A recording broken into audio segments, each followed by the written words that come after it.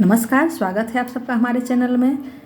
दोस्तों, संघर्ष हमारे जीवन का बहुत ही अहम हिस्सा है। अगर संघर्ष ना हो तो हमारा जीवन सुखमय नहीं हो सकता, क्योंकि संघर्ष हमारे जीवन में हमारे व्यक्तित्व को निखारने का काम करता है।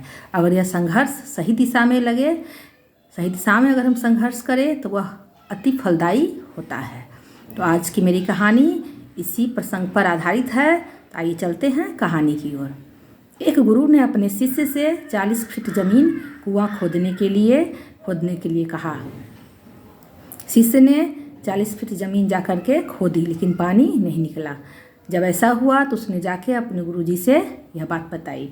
गुरुजी ने आके देखा कि शिष्य ने 40 फीट ज़मीन तो खोदी ज़रूर है, लेकिन वह ज़मीन के गहराई में उसने नहीं खोदा। उसने ज़मीन के ऊपर ही 40 फीट चौड़ी ज़मीन खोदी है, जिसके कारण कुआं नहीं बन पाया। और शिष्य ने संघर्ष तो किया, मेहनत भी किया, लेकिन सही दिशा में नहीं किया, जिस कारण उसका कार्य पूर्ण नहीं हुआ।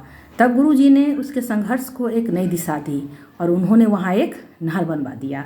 तो इस कहानी में हमने देखा कि हमारे जीवन में सही संघर्ष, सही दिशा में किया गया संघर्ष हमें उचित लक्ष्य को प्राप्त कराता है, लेकिन किया गया संघर्ष कभी भी व्यर्थ नहीं जाता है।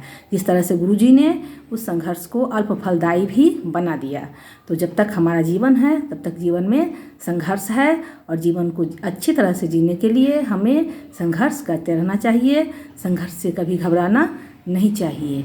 अगर आपको हमारी कहानी अच्छी लगे तो इसे लाइक करिए, शेयर करिए। इसी तरह की कहानियाँ सुनने के लिए हमारे चैनल को सब्सक्राइब करिए और घंटी के निशान को अवश्य दबाइए, ताकि हमारी जितनी भी कहानियाँ हैं वो आप तक पहुँच सके। कहानी सुनने के लिए धन्यवाद। जय माता दी।